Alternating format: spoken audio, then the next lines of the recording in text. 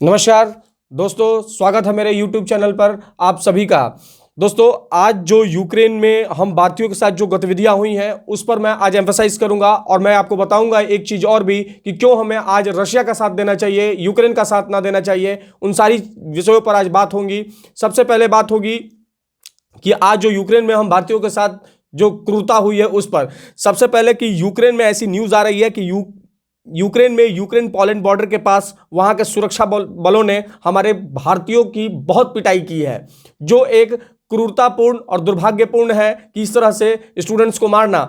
जो स्टूडेंट्स ये भी बता रहे हैं कि ये घटना ये इसलिए हुई है क्योंकि भारत ने जो यूएन में अपना पक्ष रखा वो एक तरीके का वो ना इस पक्ष के साथ गया ना उस पक्ष के साथ गया। वो गुटनिरपेक्ष देशों का संगठन है, इसलिए वो किसी पक्ष में नहीं गया। इस वजह से भारत ने यूक्रेन का साथ नहीं दिया, उसके वजह से वहां लोगों को मारा जा रहा है, जो सही नहीं है। दोस्तों, भारत उस यूक्रेन के और रसिया क्राइसिस में जो चल रहा है उसमें न्यूट्रल रहा है। ना वो रसिया के साथ गया है ना वो यूक्रेन के साथ गया है। अब दोस्तों, मैं आप सभी को ये भी बताना चाहूंगा कि जो भी वहां लोग फंसे हुए हैं, इंडियन गवर्नमेंट उनके लिए एक बेजाब्ते पूरा ऑपरेशन थिएटर बना चुकी है, पूरा एक ऑपरेशन चला रही है।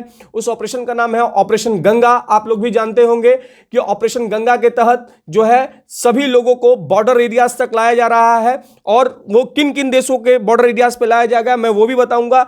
सबसे पहले तो जो वहां पे जितने भी लोग फंसे हैं उन्हें हंगरी के बॉर्डर पे, पोलैंड के बॉर्डर पे और रोमानिया के बॉर्डर पे और स्लोवाक पब्लिक जो देश है, इन चारों देशों के बॉर्डर पर लाना होगा। और बॉर्डर पे जब लोग आ जा रहे हैं तो वहां से उनके राजधानी पे लाया जा रहा है, और राजधानी पे जब लोग आ जाएंगे तो वहां से इंडियन एयरलाइंस की विमान जो है सीधा उनको भारत लेकर के आएगी। दोस्तों, इसके लिए भारत सरकार ने व्हाट्सएप नंबर इशू किया है, इसके लिए मेल आईडी इशू किया है, इसके लिए आपको फोन नंबर आईडी की जनरेट की गई है भारत सरकार की तरफ से। वो मैं अपने डिस्क्रिप्शन बॉक्स में डाल दूंगा, और आप जो भी लोग इसे देख रहे हैं उसे आप इसे शेयर जरूर कर दें ताकि लोगों तक पहुंच सके, अगर ये वीडियो मेरी उन लोगों तक जाए तो। दोस्तों, हेल्पलाइन नंबर जो भी हैं वो मैं सब डाल दूंगा।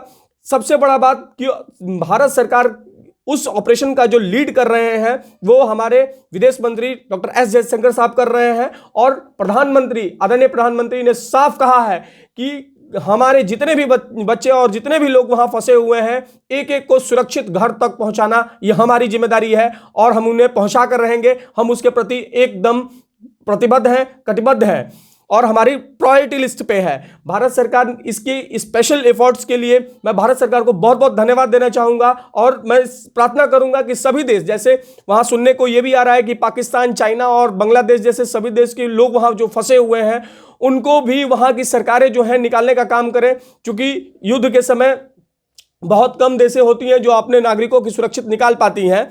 और रही बात यूक्रेन, मैंने सोशल मीडिया प्लेटफॉर्म्स पे देखा कि यूक्रेन की सिंपैथी, बहुत सारे लोगों की सहानुभूति जग रही है, और जो यूक्रेन के बॉर्डर पे हो रही है वो उसके लिए हमारे किसी की सहानुभूति नहीं जग रही है कि उनकी पिटाई कर रहे हैं वहां के सुरक्षा बल। मैं दोस्तों आपको फिर बता रहा हूं कि ये डिसाइड करना है यूक्रेन को और रशिया को कि उन्हें बातचीत से इस मसले का हल निकालना चाहिए। युद्ध से किसी मसले का हल नहीं निकलता है। दोस्तों, अब मैं दूसरे पॉइंट पे आना चाहूंगा। मैं आप सभी को यह बताना चाहूंगा कि क्यों हमें जो रशिया के साथ खड़ा होना चाहिए। उसके कुछ मैं क्लॉज आपको जो बताने जा रहा हूं वो बहुत ही कम लोगों को ऐसी जानकारी होगी, और जिनको जानकारी होगी उसके लिए बहुत अच्छा है कि उनके पास इस तरह की भी जानकारी है। देखिए दोस्तों, बात शुरू होती है 1943 में, जब हमारे यहाँ पूरे विश्व में विश्व युद्ध चल रहा था।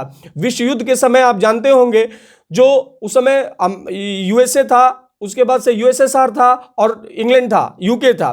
तो यूके का जो नेतृत्व कर रहे थे विंस्टन चर्चिल, यूएसएसआर का कर रहे थे स्टालिन, और रूजवेल्ट कर रहे थे यूएसए का। उस समय एक तेहरान डिक्लेरेशन हुआ। तेहरान डिक्लेरेशन में 1943 में जो तेहरान डिक्लेरेशन हुआ, उस डिक्लेरेशन में रसिया हम लोग के साथ था।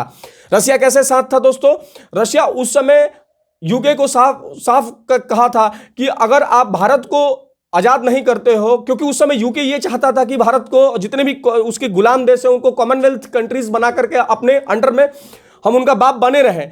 रशिया के स्टालिन ने कह दिया कि नहीं, पहले आप भारत को आजाद करिए, तब उपनिवेशवाद से इस पूरे विश्व को छुटकारा मिलेगी। और आपको जान करके ताजुब होगा कि जिस समय रशिया ने वहां साथ दिया हमारा, यानी कि हमारे आजादी से पहले रशिया हमारा साथ दे रहा है, और आजादी से पहले सोचिए, आजादी से पहले हमारा साथ दे रहा है, तो कहीं ना कहीं आज ये हमारी जिम्मेदारी है कि हम जो है आज हम साथ दे रशिया का।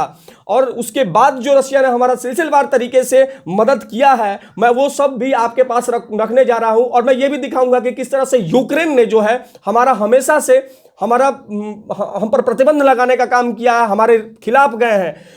फिर दूसरी बात शुरू होती है 1950। आप समझिए कि भारत को कंप्लीट आज़ादी दिलाने का काम अगर किसी ने किया, जो बात की यूएन में, तो वो है रशिया। और उसके लिए जोसेफ स्टालिन को सॉरी स्टालिन जो है उनको सारा श्रेय जाता है। फिर बात 57 में शुरू होती है कश्मीर को लेकर के यूनाइटेड नेशन में वीटो पावर का यूज किया इसी रशिया ने। क्यों रशिया को सपोर्ट करे वो मैं बातें बता रहा हूं। 57 में रशिया ने यूएनएससी में वोट किया हमारे पक्ष में।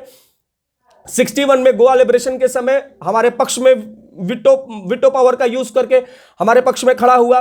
62 में लोग कहते हैं कि रशिया ने सपोर्ट नहीं किया, लेकिन रशिया ने 62 में भी सपोर्ट किया। कहां? यूएनएससी में सपोर्ट किया, विटो लगा करके हमारा भारत को बचाया।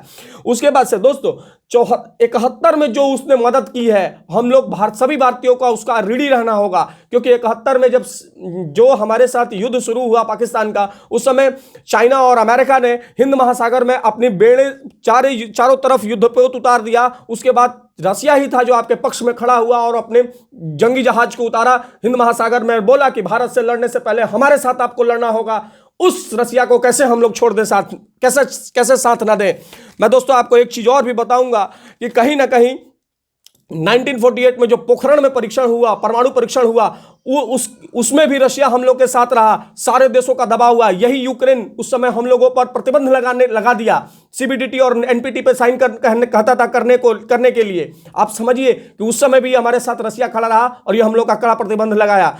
उसके बाद से 15 अगस्त, अभी हाल फिलहाल की बात है, 15 अगस्त 2019, जिस समय हम लोगों ने आर्टिकल 370 जो हमारे प्रधानमंत्री ने हटाने का काम किया, उस पर भी हमारे ऊपर इन्होंने ये कहा कि ये भारत गलत कर रहा है, इस तरह का काम गलत है। जब पाकिस्तान का साथ दिया, उस समय रशिया ने कहा कि ये भारत का इंटरनल मामला है, भारत उसको खुद देख लेगा, हमें उसमें किसी को कोई पढ़ने की जरूरत नहीं है।